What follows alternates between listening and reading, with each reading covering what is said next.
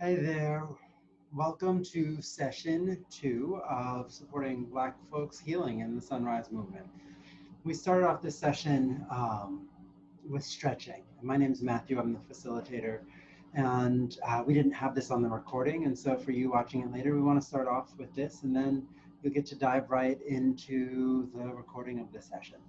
So the stretches that we wanted to offer are ones that you can do seated or standing. I'll model them standing because I've been seated a lot for the course of today. And the first stretch is each one has a position. The first is to open ourselves up to the world, to our healing, to our liberation. We open up by lifting up our arms and open your chest up. If your shoulders are dropping, you can drop them down, or shoulders are lifting up towards your shoulders, through your ears, let them down. Raise your arms up, you can reach back, sure.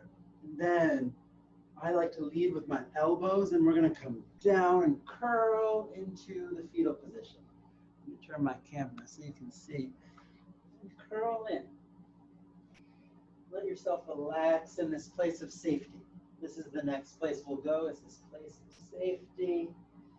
You can relish staying here until we come up. We'll roll up through our spine.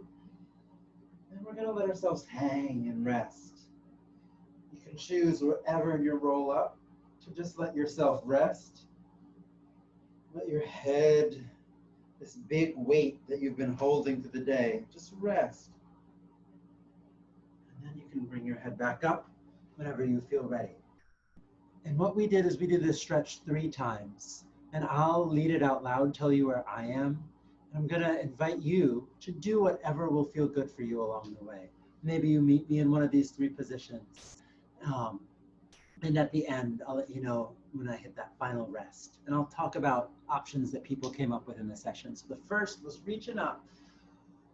Breathe in, let your shoulders drop. Woo. The next is to let yourself curl in, going at your time. No need to follow me. And next, you let yourself hang and rest. As you roll back up through your spine. So these next 2, you can watch me on the video. I'm not going to say too much out loud. I'm just going to mostly show the stretches. Up, shoulders down.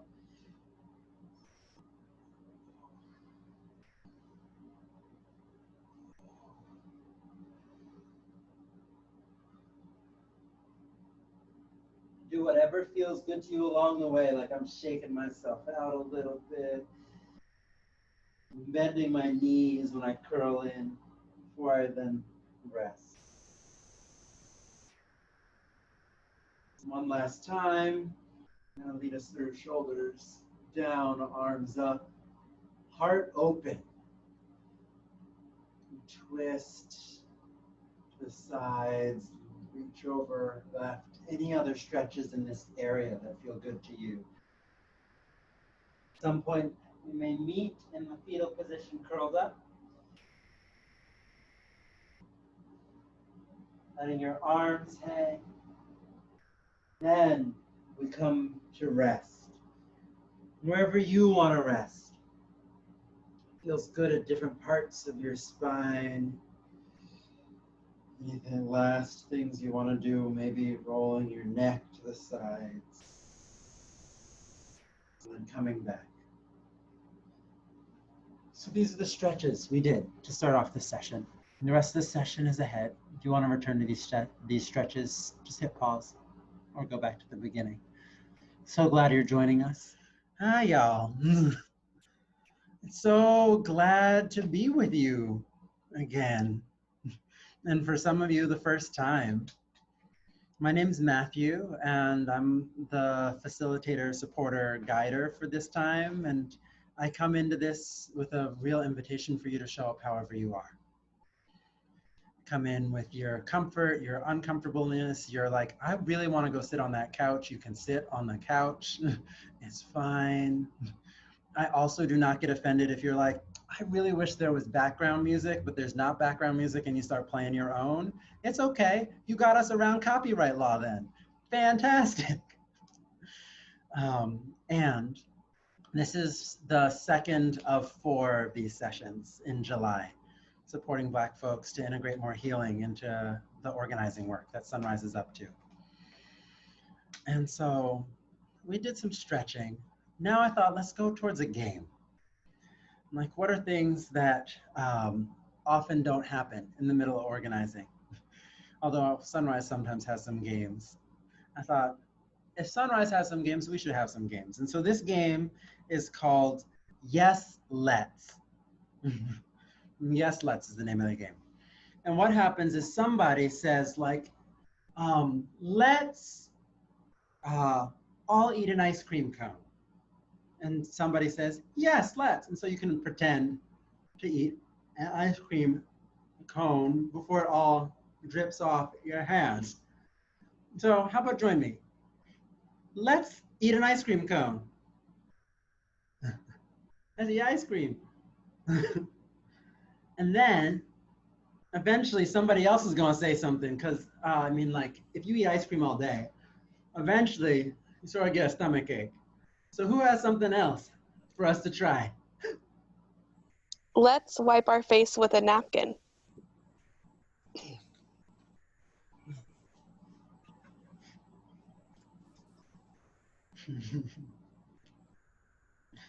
And we'll keep doing this until somebody else adds something. Let's fix our hair.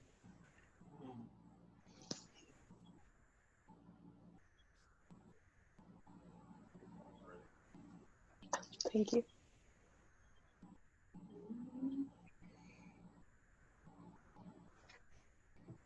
Let's brush our teeth.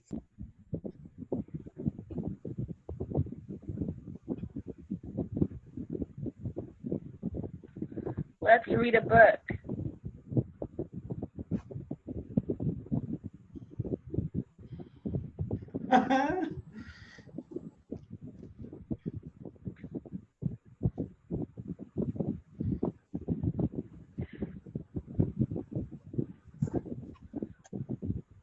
Let's draw on the wall.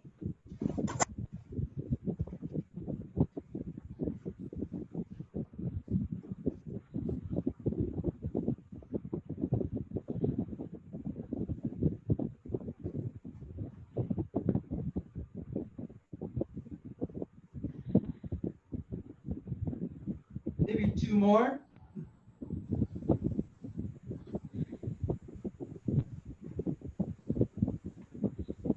Let's tap on computers.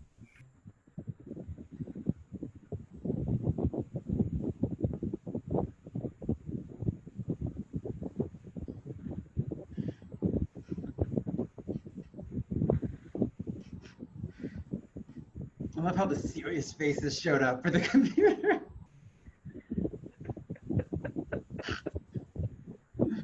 You got one more out there?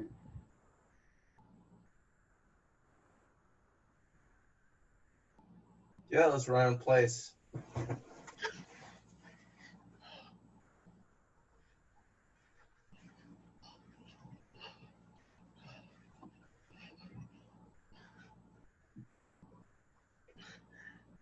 Let's get comfy somewhere for the rest of the session. Woo woo. Oh, thanks y'all. Oh my gosh.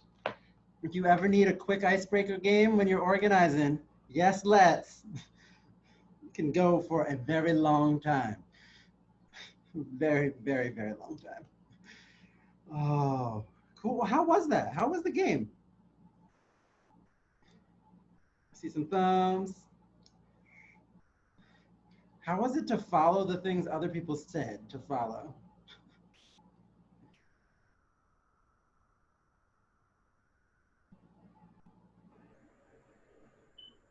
I felt a little weird about it at first, but it was cool afterwards. Anybody else get that weird at first feeling? Where were you at, Jared? I was just kind of vibing with whatever anyone got. Just want to get more open space. I see you Come on, nodding. maybe we do this in the hub. Yeah, I like how Jared said vibing. It kind of felt like there was this wavelength that was traveling to other people, and that was really cool.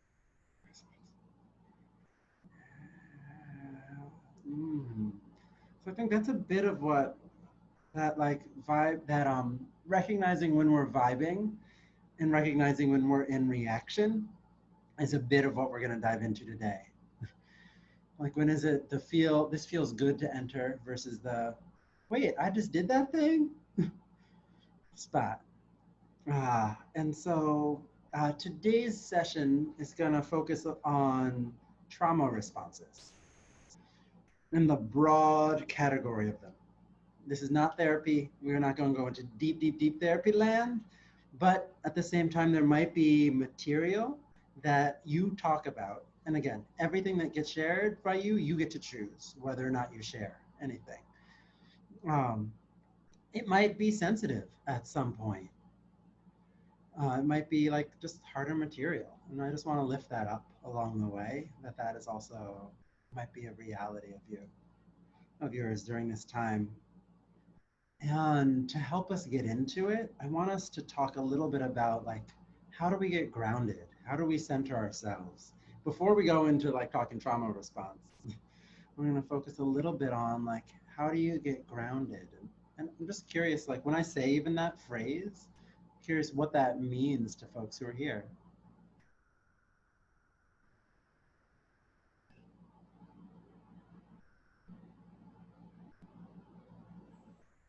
I kind of feel like what are the things that, especially the trauma, what are the things that often trigger it? What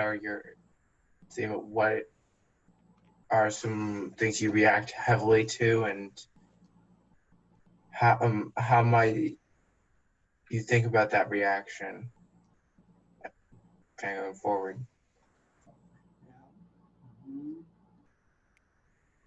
When I think of like being grounded, I feel like I'm like being mindful of everything that I'm saying, really. And it's like, regardless of what, like, you know, I have privileges and other people might have less, other people might have more, but like making sure that whatever I'm doing in that moment or, you know, that space is just, you know, making everyone feel comfortable and making sure no one feels uncomfortable, kind of in a way.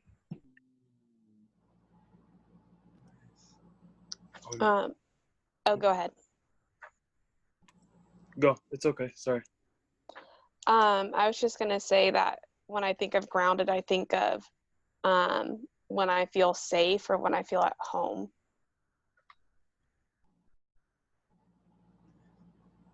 I was gonna kind of go off what Lexi said. To ground myself, I usually start by naming everything that I'm grateful for. It kind of gets me away from everything that I'm dissatisfied with in the current moment. I want to build off that last one too, of like, how do you get to these feeling states after some of the states that I think, Jared, you were talking about, of like when you feel less grounded, when you're reacting. And I'm going to post a link in the chat to a slide that I'll also share on the screen. And hey, Akina, welcome. I'm glad you made it. Yeah, sorry, I'm late again. Okay, I hope the 2-year-old is doing well, and the toddler. Yes, yes. Cool. And Lexi, totally fine to be in and out. I just put a link in the chat to a bunch of Post-its, and I just thought to help us get going, it'd be helpful to name like, what are grounding activities that have worked for you in the past? Like the things you do to help feel grounded.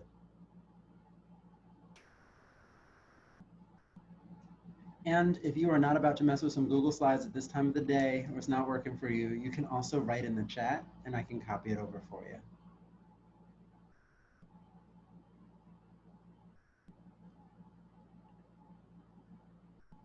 I thought it'd be helpful for us to get a little bit of a resource.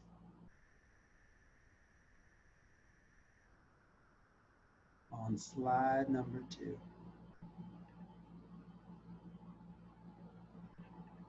Yeah.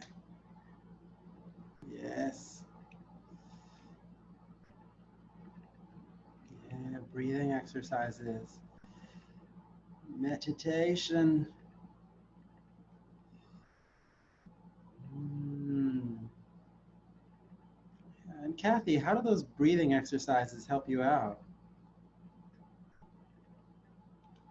Well, I was just doing some this morning, and it gets more oxygen to my brain, so I feel like I can even think better. It just like clears out a lot of muck that's up there. Yeah, cool. And Akina, you said somatic exercises. You named a big world of exercises. Like, what's one that you have found helpful, or a couple? Yeah, I'm not super advanced in somatic, so I'm also not even sure I used the term correctly, but I was in this job where we did, before any training we would give, we would do like standing on the earth and grounding yourself by length and width and depth. And if I can remember correctly, I think like length was about thinking about your vision for the future and grounding yourself in your roots and the ground. And width was the dimension of community, so like grounding yourself and thinking about the people next to you, the people who surround you. And then grounding yourself in depth was like thinking your front side versus your back side, and like front side thinking about all that you're like leaning forward to into the future, and your back side being all of your history and your past and the people who are supporting you, who've come before you. How was that grounding?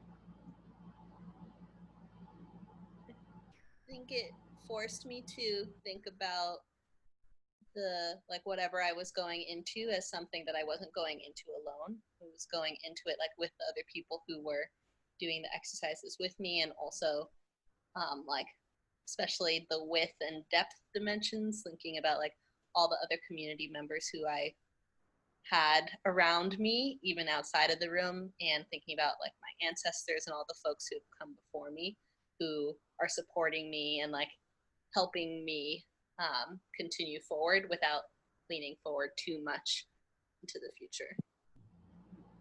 That neck to end up out there. Yeah, nice.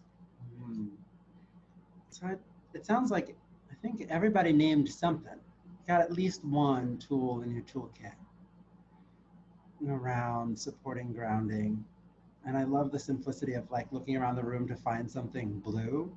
It is like such a fundamental basic of grounding oftentimes. Like grounding often connects us with our five senses, sight being one of them. So that if we find something blue, our brain can be like, great, yes, I know blue. Or like if we're in deep trauma world, one activity I love is like, you look at your hands and say, these are my hands. And then you look at the wall and say, that is the wall, it is blue. These are my hands. That is the wall, to slow down and actually see both of them. Because when we're in trauma, often our minds are running and running and running and running, and we can go on to autopilot really, really quickly. And I think about trauma as a bit of a spectrum, like, but it is the experience when your body says, I could die. Whether or not like the facts on the ground say that, something in your system says, panic, I am fearing for my life right now. Is it okay for me to be here? And that can happen from a comment somebody says, from watching a video that has gone around on Instagram for months on loop, or even just reading the news can kick that up. It can happen in a meeting, it can happen down the street.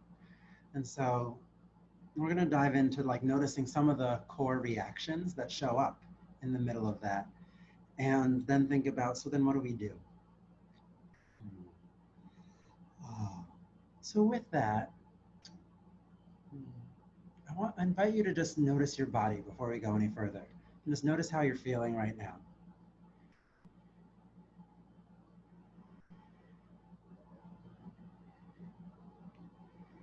And notice if there's any place in particular that feels like it has a little bit more of your attention in your body.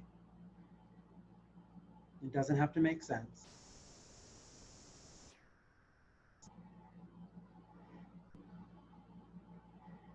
And if you notice a place, I invite you to just offer it something soothing, whether that's breath or just a gentle rub. It can be really, really simple. Like, I know my left shoulder is a little freaked out. Often turns into protector, even if it's not needed. Hey, Kazan. Welcome. Mm. So Hello. if you find that something that's soothing, that feels good, sort of mid thing, I'm going to bring you in more, Kazan, as we go. I just invite over the course of this conversation to pause at any point that you feel like it, and either do one of those grounding practices that you named that you do, or just offer yourself some little soothe. Because often the panic in our head can be addressed by supporting our bodies.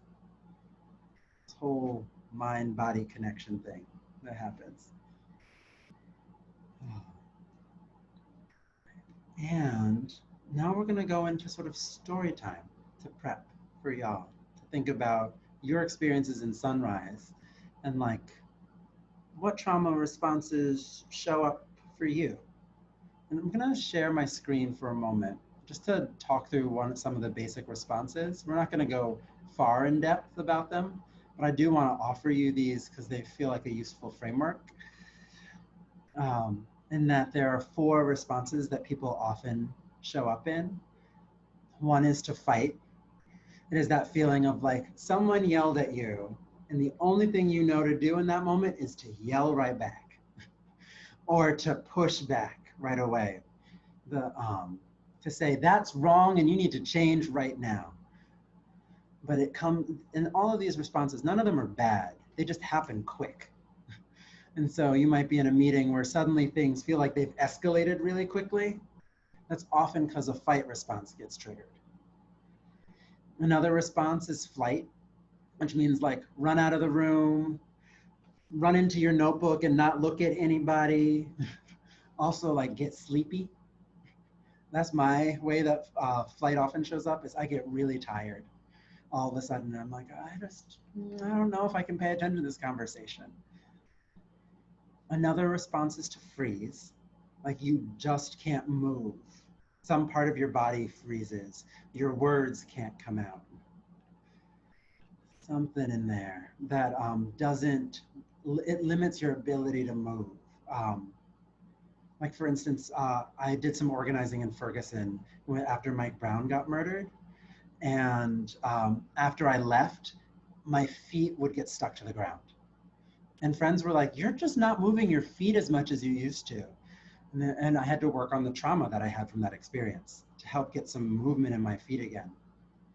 And then fawn is, I see you, Kazan, like it is the new part for you. And for many people, it's not always added to the list, but I think it's really helpful, especially when we're talking about power differences.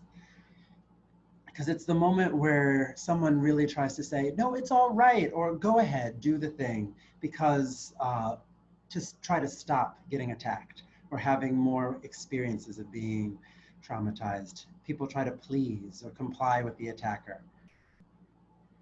And so those are just those 4 different ones. And I want to slow down to see if there are just some initial questions or reflections, like some are being offered in the chat, and just want to give people a chance if you have something you want to share. Can we share any specific moments or? We're going to go there soon. But if you have a quick example, that's okay. No, it's okay.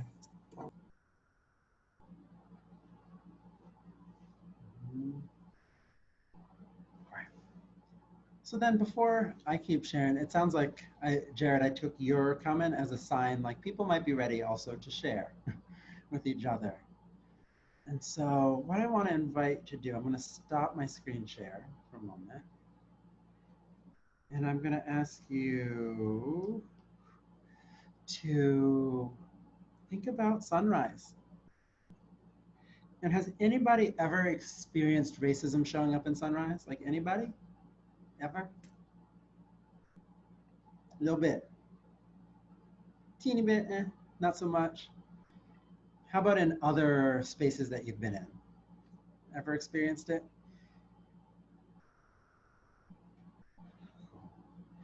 So I want to invite you to think about like a moment that something racist happened in Sunrise or not in Sunrise. And you don't have to choose the hardest, worst, most awful experience. Choose one that you are like, I want to like look at this moment a little bit more.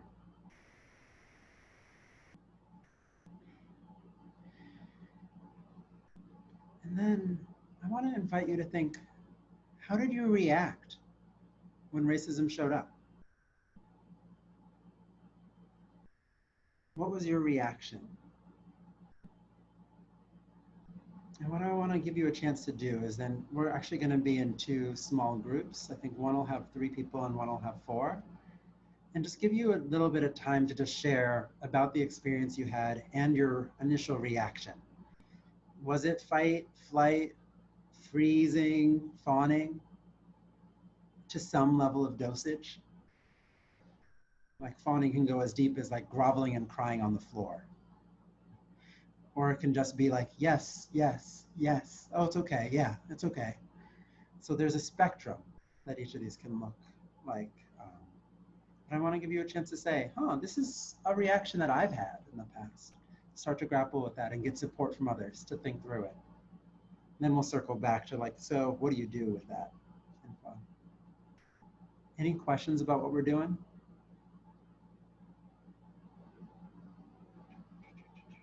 Davis, you still here? Check in. I have not heard Davis. So Davis, you're going to be in the group of 4 in case you reappear. All right.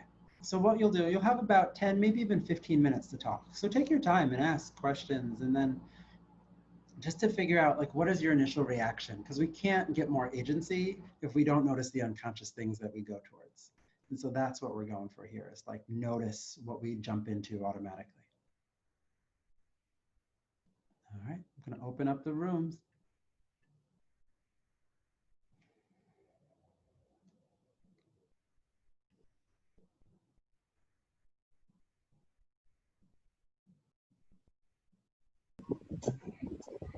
Welcome back.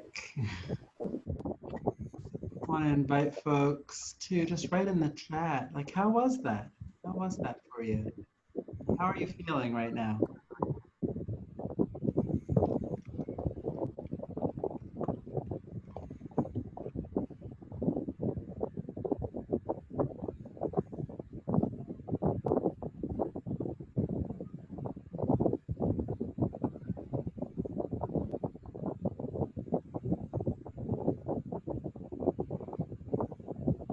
If the chat's not where you want to write, you can also say things out loud.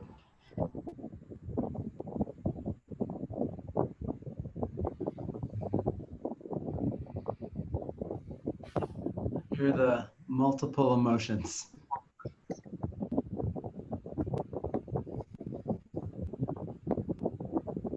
Deflated, refreshing.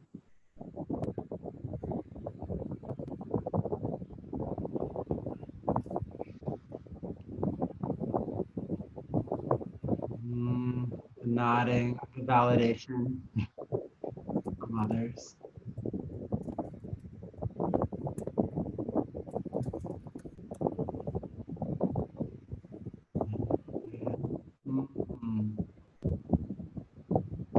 What felt good about that validation?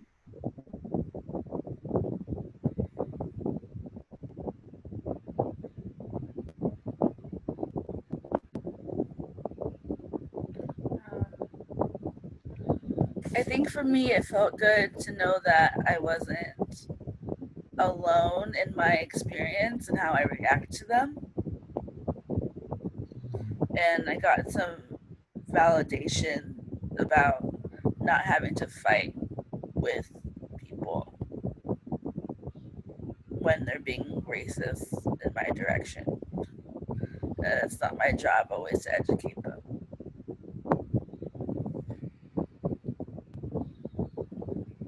Not always an easy pill to swallow. Yeah. Well, you were about to say something, Jared. I guess for me, it kind of felt validating because, like, yeah, knowing that we share a lot of the same experiences and a lot of the same, like, oh yeah, for all those people who talk about like being racist, and they can check out when they want and come back when it feels comfortable. But for us, nope, that's just the life we live. And that's the way we've lived since we were born. It's the way we're going to live since we die, till we die. Unless we can make the change right here, right now, which I know we can because you guys are all awesome. Just saying.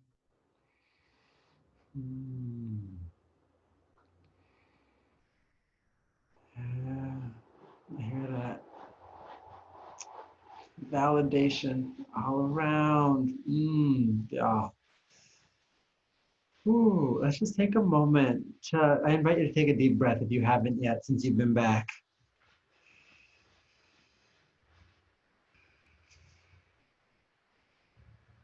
Just a reminder that even talking about tense situations can send our bodies back into reaction with a little less breath.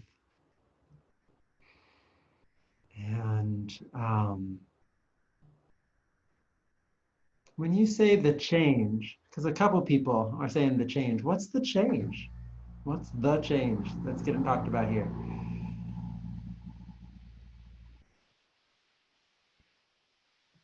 Do you mean in general? I heard Jared say the change, and then I saw some resonance in the chat.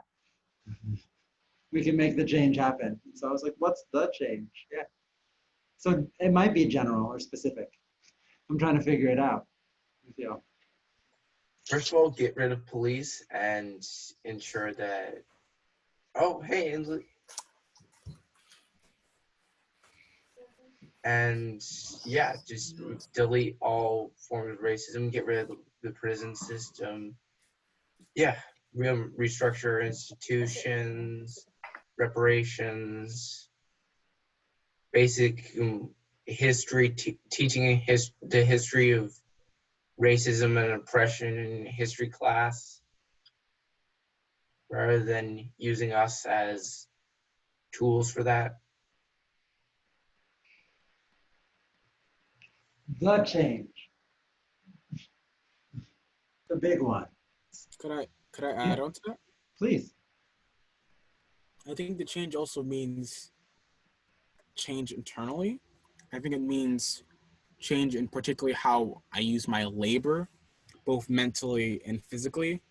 So that means my labor, especially when I'm talking about race and racism in class, aren't weaponized against myself, and they're not weaponized against others. That I'm not policing myself, and I'm not using tactics of punitive judgment and punitive measures to evaluate my own life or to evaluate someone else's life. That change also means centering myself and centering my care, but also the care of my community and the care of other people as well. For example, that means that care, and furthermore that change is going to mean something entirely new, but built off of the experiences that we've had. And I also think that change is going to mean we're not going to see the end fruits. We might see the glimpse of it, but we might not see the end and the fruits that we create. But we will be able to seed the ground that creates these fruits. And I think that is what change kind of means to me. Yeah.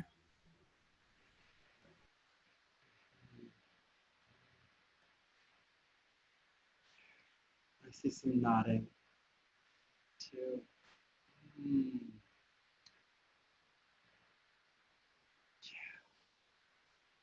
I'm also sitting with this, like that internal, external balancing. Like one of the things that I appreciate that I feel like I keep getting taught is if we want to dismantle white supremacy, we have to start to dismantle the white supremacist who lives inside ourselves, who's gotten used to that way of being, who's gotten used to hierarchy in certain ways, of being able to get access in certain ways. Yes, and then finding the balance between how do we like work on our internal stuff and do the external, and like the back and forth rhythm of that. And I find part of the way to get there is the organizing work that you're already up to. You're already working on a bunch of this, so it's not new work necessarily. And I find liberation. Whoo, okay, I'm going there. Well, whatever. Liberation, like slavery as a system, because I'm talking with a crew of folks, Black folks. Like liberation, like is both external and internal also. Like there's a part of slavery as a system, chattel slavery in the US, that was just about breaking people's minds. It was also about breaking people's bodies, but they wanted to psychologically destroy people.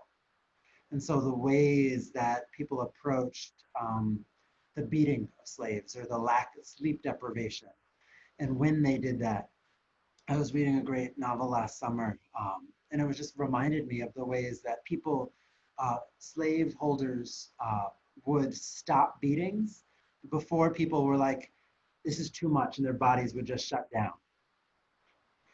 You know, like they didn't want people to get to the place of shutting down and going numb, fully numb. Instead, they wanted to keep people in a place of fear. And that and that even though there are these ways that we can, what am I trying to say?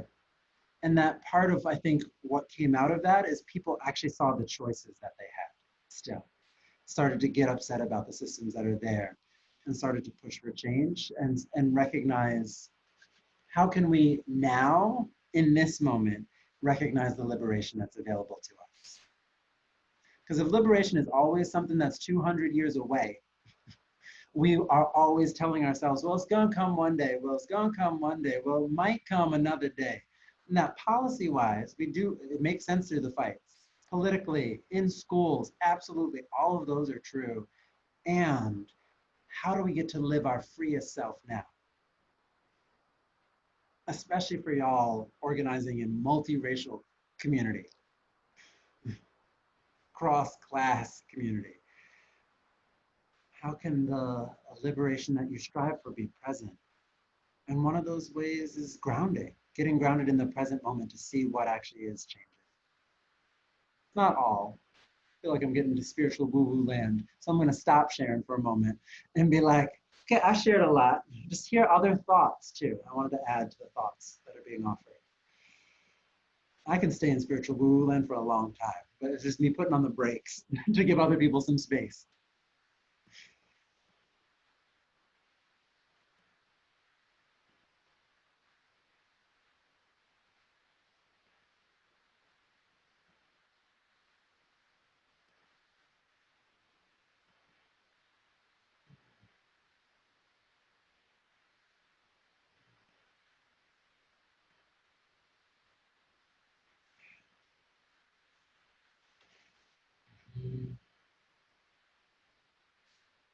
I see some typing, I see some thinking. It wasn't a clear question, Devin. You didn't miss much. There's more tossing back of like, I've talked for a while. What's going on in your mind?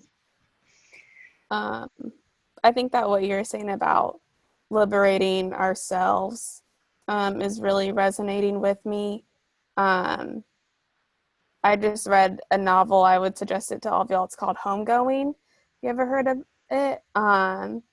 And it talks about the slave trade and two sisters who were separated. One went to marry a British officer, and the other,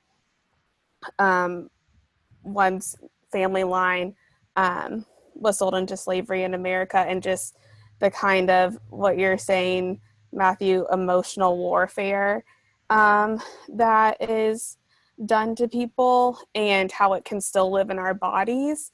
And it goes like generation to generation. It just made me wonder, like, what is still living in my body? Like, what have my ancestors experienced that is still living in me? And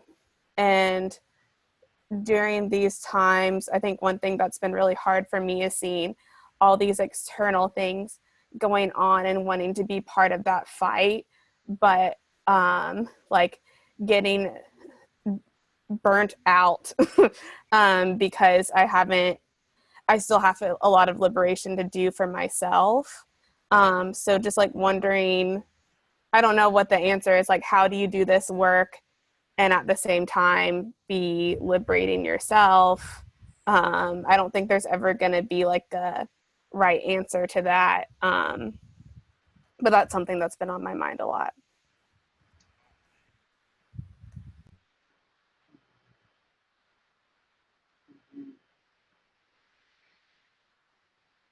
Do folks have a pen nearby, or a writing utensil, or a cup that what doesn't break easily, or container? Something round-ish. I have a pencil. Any can? Yeah, candle works. Great. Something that does not have a lot of surface area on the bottom, to give it some very technical language. That water bottle can work. I could work it. Kazan. I want to invite you to take this and whatever your object is, and see if you can balance it on 2 fingers.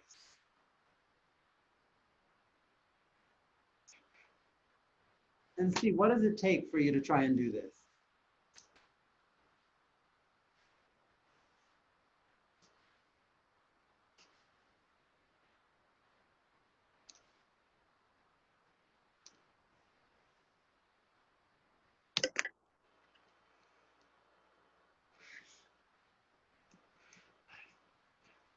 How far did the experiment get for folks?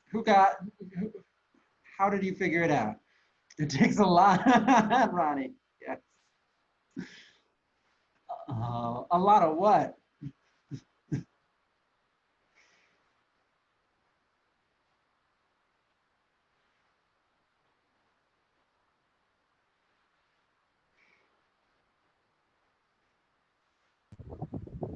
It takes a lot of like balancing. I have a fork, and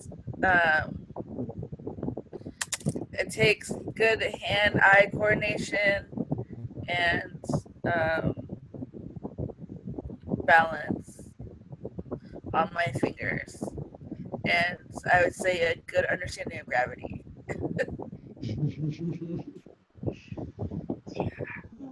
Any other advices for like what it took? Stick it between your fingers. It's still up, right? So if you think about what you were holding as the you that gets to do your liberation individually and collectively in our society, what are those 2 fingers that are holding you up? That's a real question to you, Jared.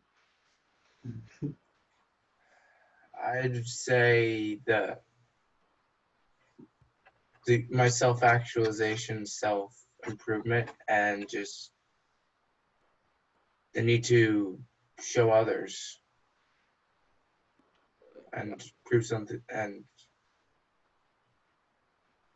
I don't know, I guess there's the one side of improving how I see and improve myself, and then how the world sees me, and how I improve how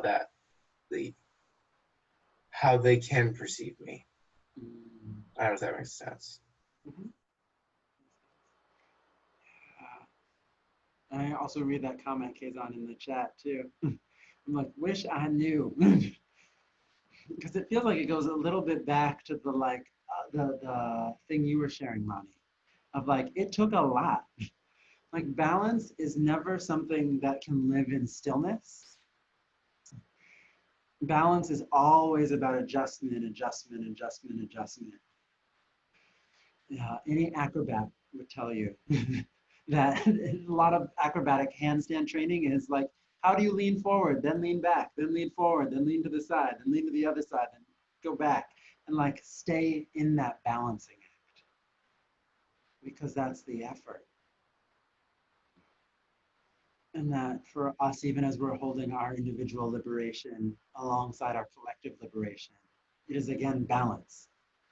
that we may not ever hit the sweet spot. That is, everything is perfect. I have never met an 80-year-old who is like, I found my sweet spot and it's all good all the time. Instead, even when I feel like I've heard somebody, I remember a friend who turned 71 was like, I've got it. A week later, she was like, fuck, I don't have it anymore. And so just sitting with like how to, that like real desire also of like, I want to get to the balance and the like long-term work that it is to keep coming back to figuring out the balance. Like, I just hear you, not Ainsley. Or Ainsley? I was like, not Ainsley. Yeah, sorry. This is my sister's computer, Kathy. Kathy, thank you. I was like, not, thank you, Kathy. But what you were sharing, Kathy, about like, I was out there and then eventually I got burned out. Like that is absolutely the reality. We can't all always do everything all the time. And maybe it took me it shouldn't have taken me being burnt out, but being burnt out taught me a lesson and like brought me to a place of more balance. So I really appreciate what you're saying about it's kind of on the go. As you live, you find that balance.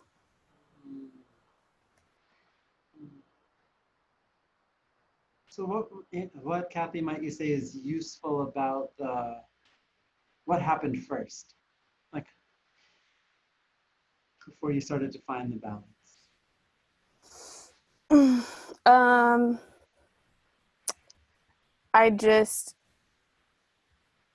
I was in a situation that was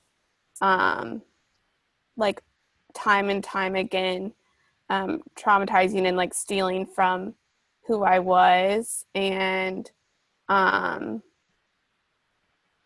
just like there was a moment where I broke, and like that breaking made me I realized like I had to make a change,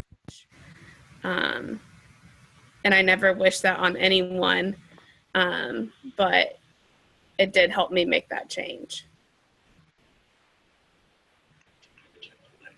I don't know if that answered your question, but It was your truth about the situation. So that was the question. I just appreciate the way, like part of what I hear in what you're sharing is like, I never want to be there. Don't want that to happen for others. And there's a reality that it may happen at some point. And I think about like, how do we fall? How do we learn to fall? And then be close enough to other people that they can help us get back up.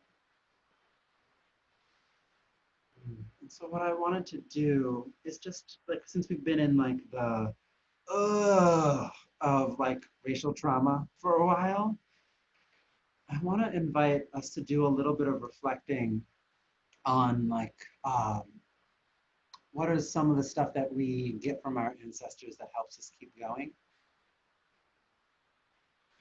Because we could go into talking about intergenerational trauma for a while. But I want to invite us to think about what are the ways that our ancestors survived, thrived. And ancestors, I mean broad. Like this can be your bloodline, this can be outside your bloodline. I see food, I see music coming down in the chat. I'm going to invite you to write, this food is good. Like name foods. Name types of music, what you do with, where do you hear the music?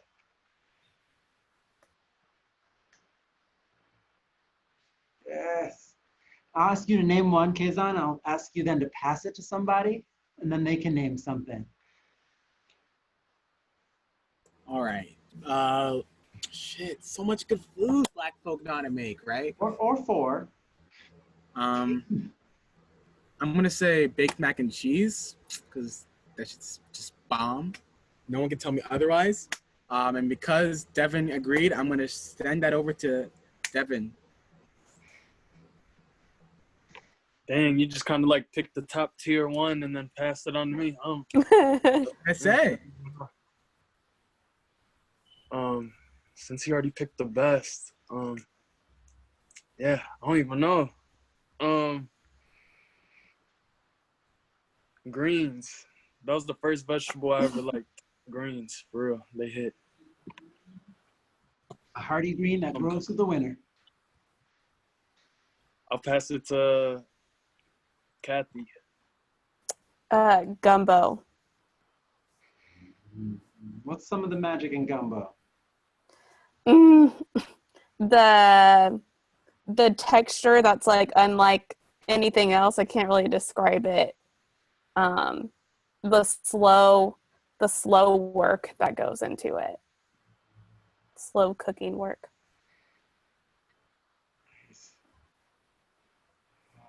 Who you want to pass it to, Kathy?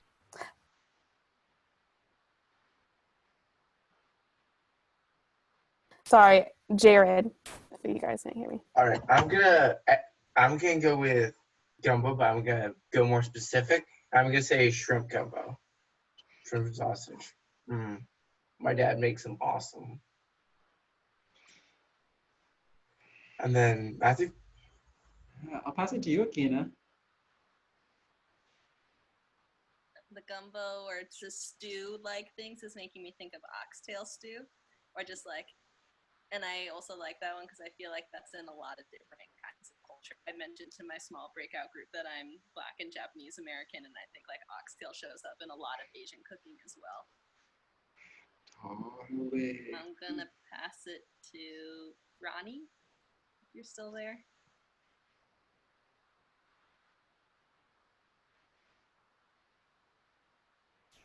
Hey, I'm still here. I just came back. Can you repeat the question, please? I'm sorry. People have been talking about food. Yes, okay. That is nourishing and ancestral. Oh, mac and cheese.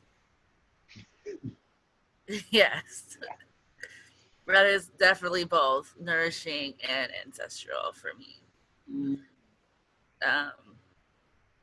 My grandfather makes the best mac and cheese. Well, he did. He's no longer with us. But his mac and cheese was the absolute best thing I have ever tasted in my life. Yeah, he uses like 5 different cheeses. Like, it's a whole thing. Yeah. Anyway, who hasn't gone? If Davis is here, Davis is in and out too. Okay. I'm going to say rolls. My grandmother makes really, really good rolls. So that's probably my food. Yes. Like there's going to be some recipe sharing, I imagine. And it's Yeah, we need to create a food chat. Right? Everyone, top 10 foods. Let's go. Oh my gosh. And it feels like every food had a story too. People were like, oh, like I remember this moment, or there's a history to this food, or other things. It feels like it goes back to what you were sharing, Akina, about storytelling too, and like how it weaves through. And I'm curious, like, what are the places that stories show up that you're like, this is magic?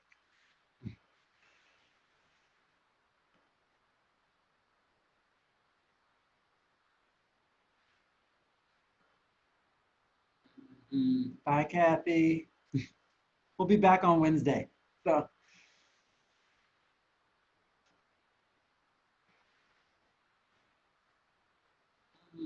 Where do you hear those stories? Or remember hearing stories?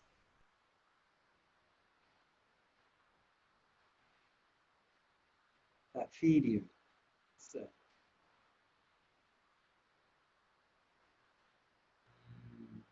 Bye, Jared.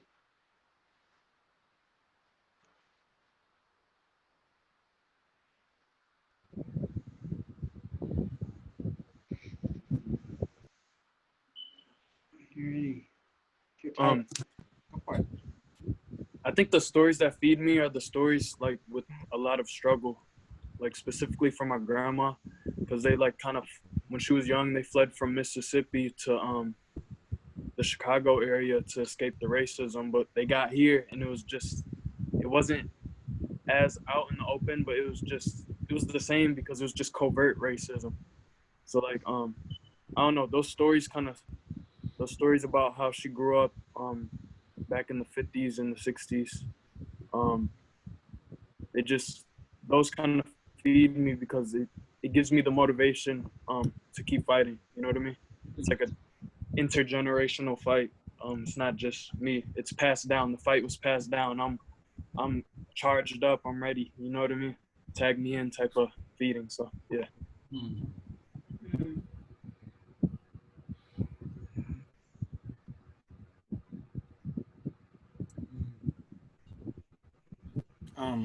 I think for me, what's nourishing is that storytelling between me and my brothers, between me and just being able to be around them, because we are the response and the transcendence of our ancestors.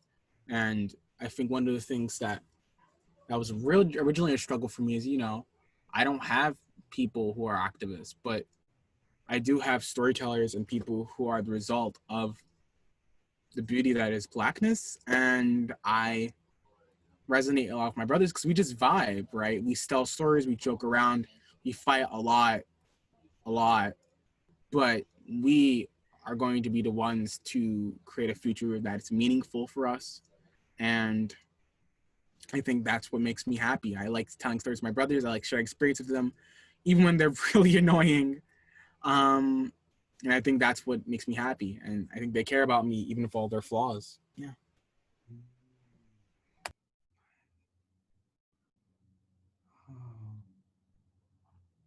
I'm thinking let's land the ship for today and start to move towards an end.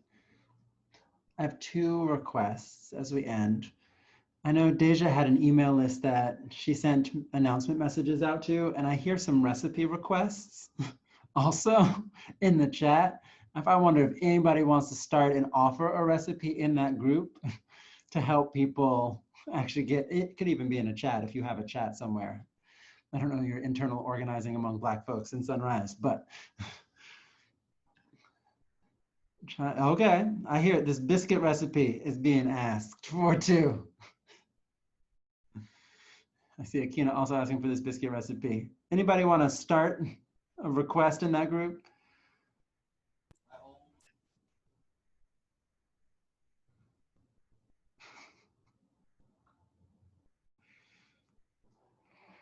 You don't have to. It's just an offer. Especially as I think about that, like what's at our sides that Akina mentioned earlier, like thinking about the width. And we can think about width conceptually, or we can experience it at times, sort of like Jared did with holding up the pen. How do we get to feel the people who are at our sides? And maybe it's food picks. I don't know where y'all go with it, but I just want to toss that out there as an option. And then I think we should sing to end. Folks, game for singing? Yes, let's sing. Yes. You got a song, Ronnie? Because I'll come up with one if not. No, I want you to. I don't have one. I just want to sing with somebody. Is that Kazan? Is that of I Got a Song? No, I don't got a song, but oh. Maybe We Who Believe in Freedom. That's one that we could do. Great. I don't know all the words though. Just start us off.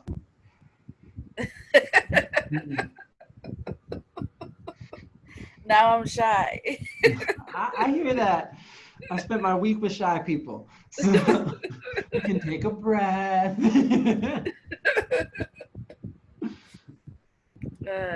We who believe in freedom cannot rest. We who believe in freedom cannot rest until it's won. Is everybody on mute? Yeah. All right, y'all. We're gonna be messy. Let's come off mute and try and sing a song. I have the lyrics in front of me. I was trying to get the lyrics because I actually don't remember the song from Mel Baker.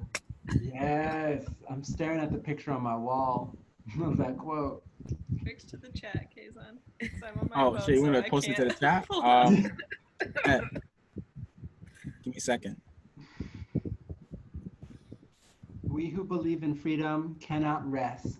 The full quote is, until the killing of Black men, Black mothers' sons becomes as important to the rest of the country as the killing of white mothers' sons, we who believe in freedom cannot rest until it happens, until this happens. Then Sweet Honey and the Rock came in and made it a song. So, Oh, so we got this song. All right, y'all, ready? Let's just do the chorus. Let's stick in the chorus. Get that down. Start us off, Ronnie. We who believe in freedom cannot rest. We who believe in freedom cannot rest until it comes. Again. We who believe in freedom cannot rest. Yeah. Who believe in freedom cannot rest until it comes. One last time. We who believe in freedom cannot rest. We who believe in freedom cannot rest until it comes. All right, we did a thing. Yes, we did a thing. And I want us to hold the contradiction of we need to not rest and fight for our lives. And y'all rest well tonight. Yes. Yes, so much.